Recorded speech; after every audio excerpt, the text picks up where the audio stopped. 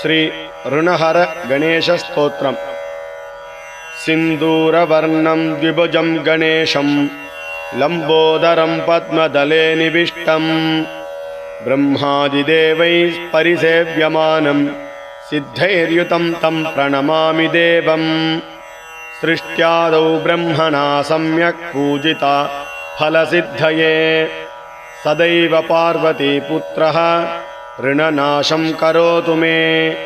त्रिपुरस्य वधात् पूर्वं शम्भुना सम्यगर्चितः सदैव पार्वतीपुत्रः ऋणनाशं करोतु मे।